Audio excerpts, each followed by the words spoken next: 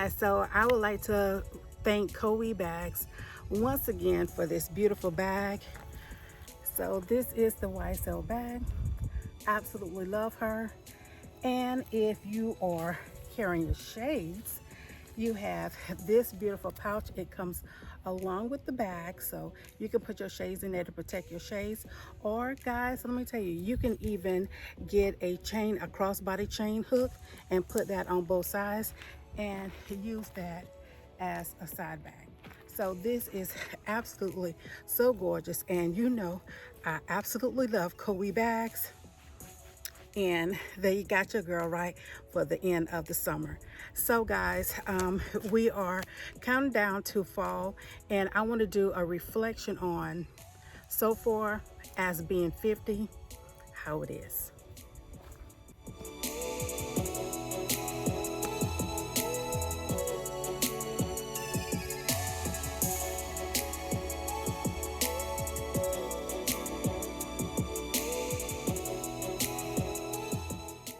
Okay guys, so I'm going to give you my reflection of coming out of my 40s, coming into my 50s.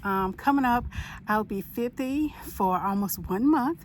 So I want to kind of like give you the rundown from my 40s when I turned 40 in 2014 to current. So within that 10-year, went through long relationships, broke up.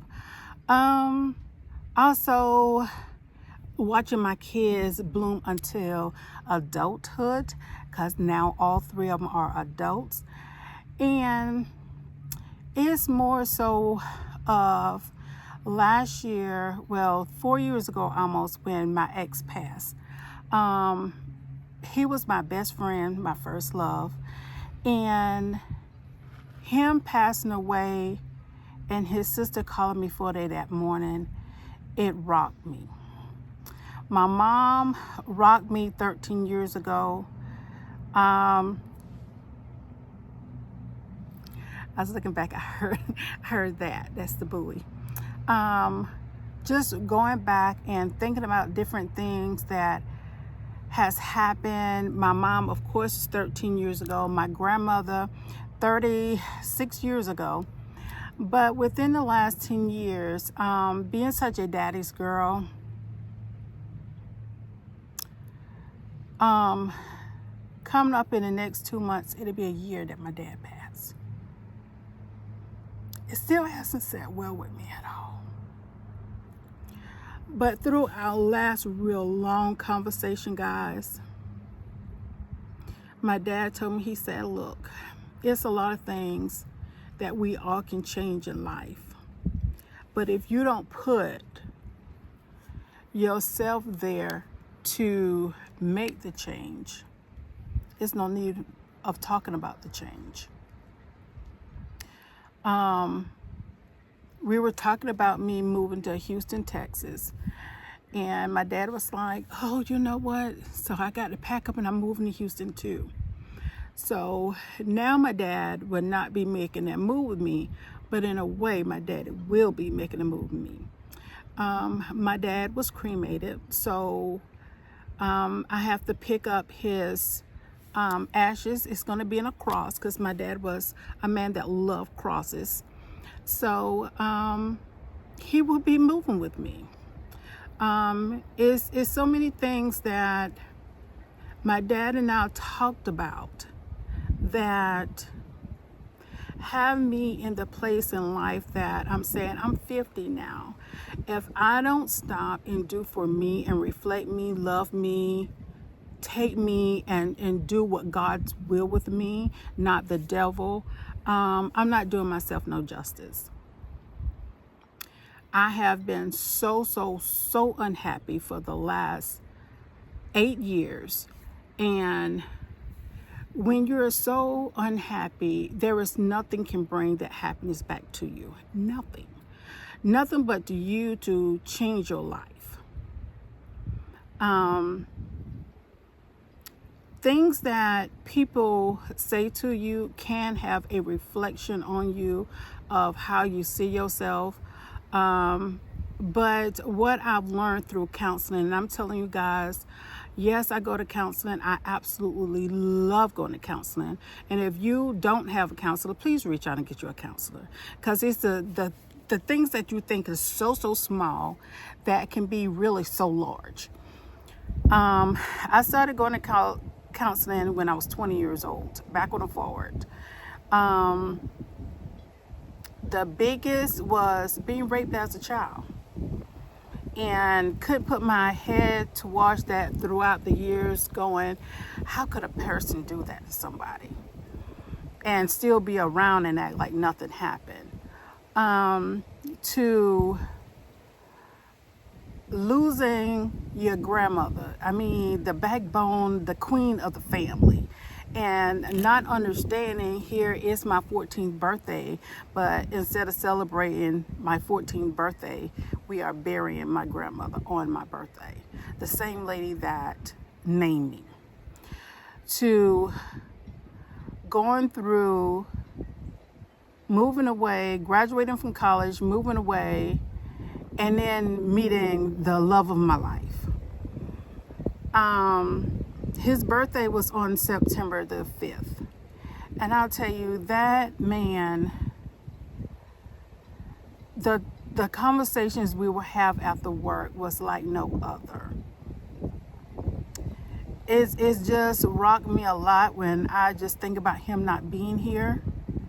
And since he was buried September the 17th, almost 4 years ago, I have not been back to his grave. It's so hard for me. It's extremely hard. I will honestly say, no man has ever loved me like he did. No man. Yes, I could have went on and married him, because that's something that we talked about. We had our twins, where I lost her very early in the pregnancy, but I ended up having my oldest one, which is getting ready to turn 27. And he's his dad, identical twin. It's nothing about him is not his dad. So he's not here, but I'm glad I have that link. I have him, I have my son. Going on down the line, it was in a long-term relationship, and I was hit by a drunk driver March the 9th, 2011. And then May 8th, 2011, my mom passed on Mother's Day. Walking into my mom's room, she went for just a minor surgery, and they overdialyzed my mom and killed my mom. Walking into that room, it had played in my head for the rest of my life. And it was walking into the room, I said, "Hey, Mom, happy Mother's Day." She didn't say anything to me. She opened up her eyes. She, of course, recognized my voice. And I said, "Mom, I want to go and see what the doctor said this morning." Because they kept telling us we couldn't come to the hospital. So going up to the nurse's station, me having my RN behind my name, things I know. So when I walked up there, I noticed that they had a file up there, and it was my mom's.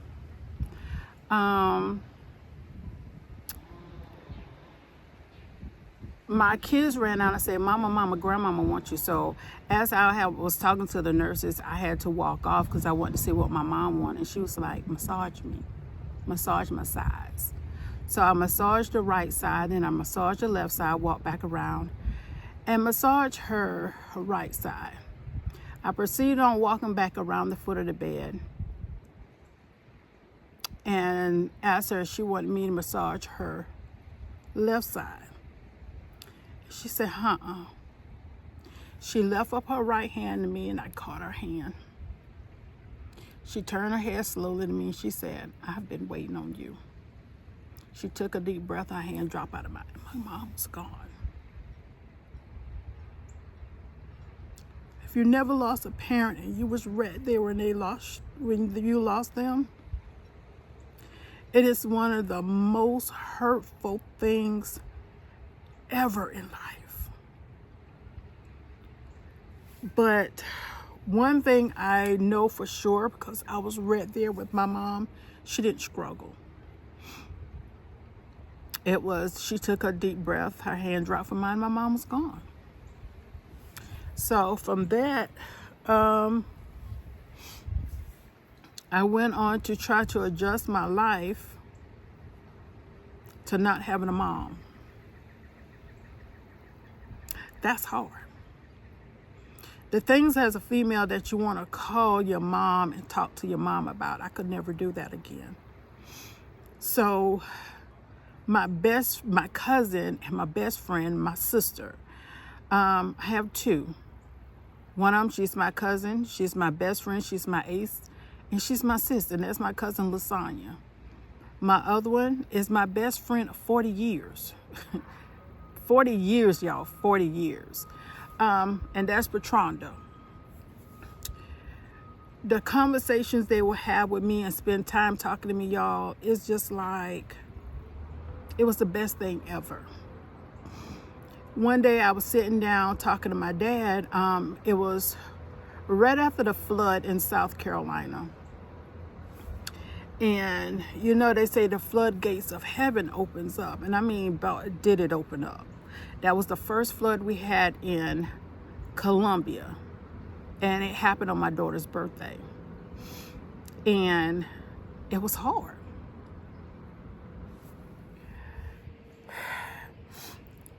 During that time of that flood, it taught me so much. It taught me that life can change. And once it changed, once everything seemed like it's in the clear, that change is apparent. Yeah, I mean, you can see the change. So with that, I left my home because we had so much hardwood floor damage in my home. And you know, if it's water damage, it becomes mold. So I went head on to purchase a new home.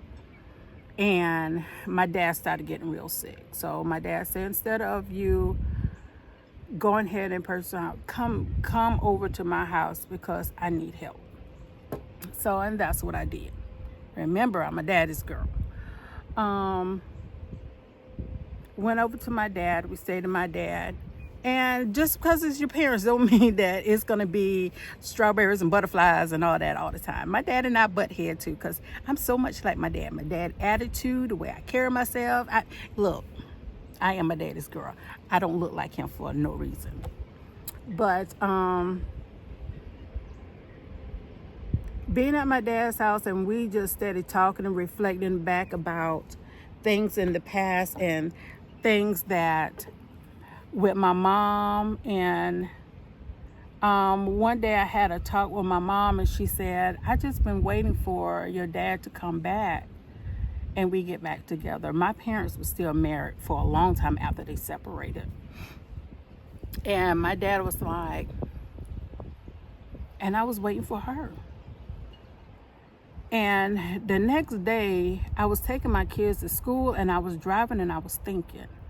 And I was just like, in life, if you don't open up and tell a person your feelings, if they pass away, those feelings are stuck inside of you.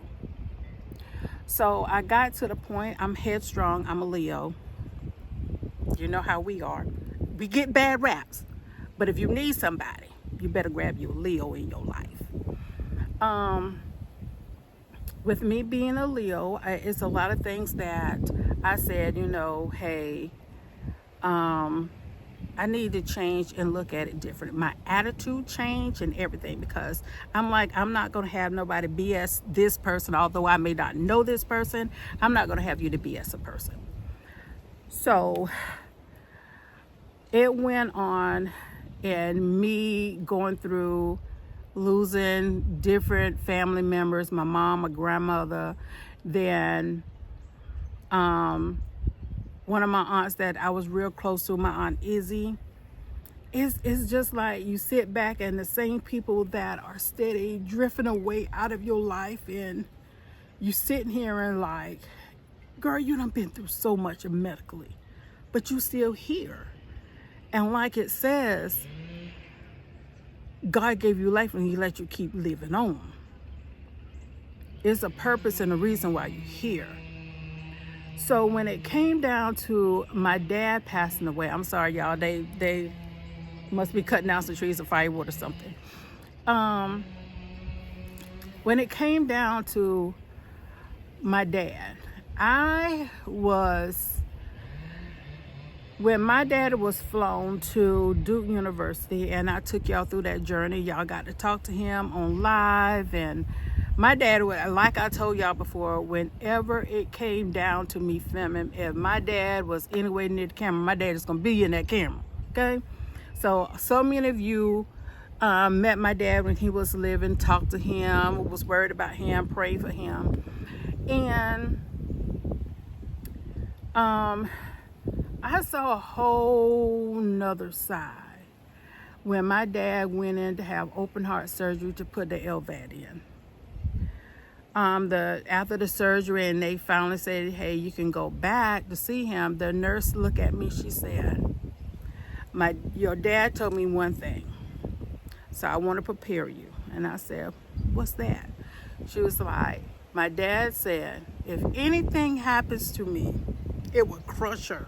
So save my life.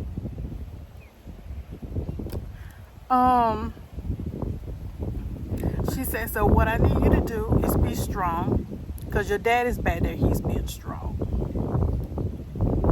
So when I walked back,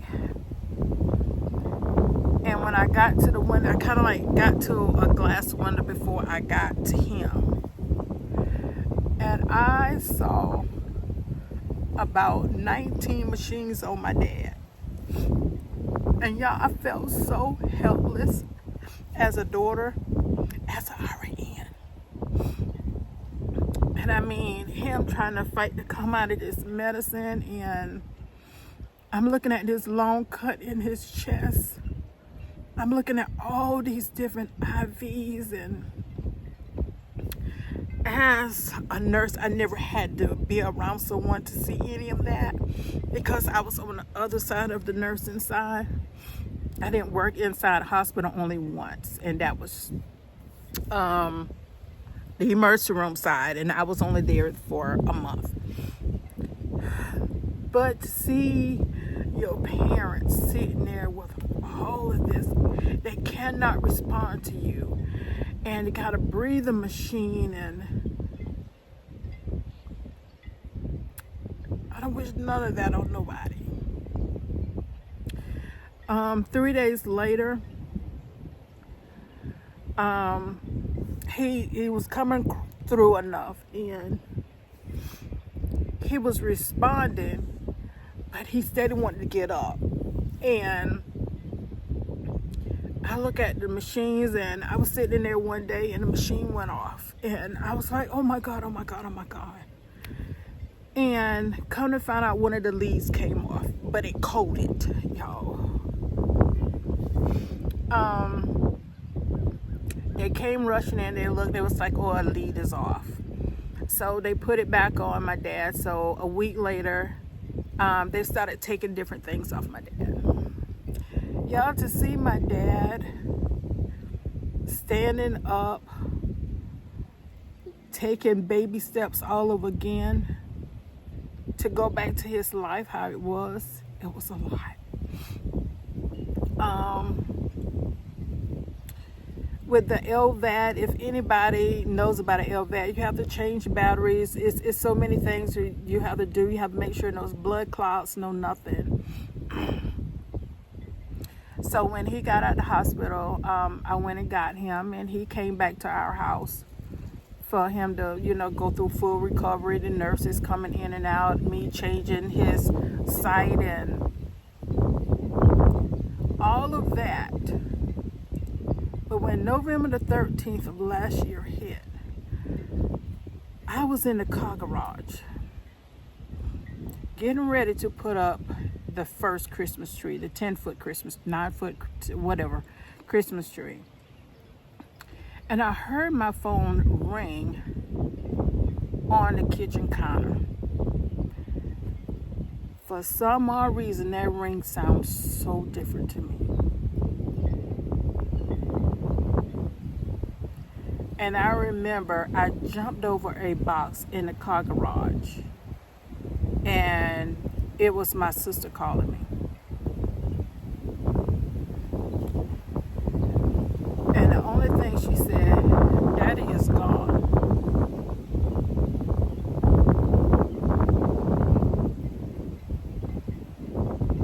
I'm like, who's going to celebrate my 50th birthday with me? Now when I have issues, who am I going to call? I was so used to talking to my mom. Had to redo my life to talk to my dad. So now almost for the last year, I had nobody to talk to.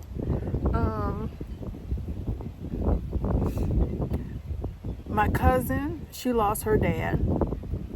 And her dad and my dad was like that. They were cousins. So we often would talk. Then my best friend, Patranda, she lost her dad. But all in all, y'all, what we had in common was we lost our dads. They both still have their mom. For me, it's an empty wall. I have no one as far as immediate family. My immediate family now are my kids. I don't always want my kids to see that I'm struggling. Struggling means mentally. Within the last year, since my dad passed, I haven't been posting like I used to post. I'm struggling. Mentally. Emotionally. Well, that tree just fell. So, all in all,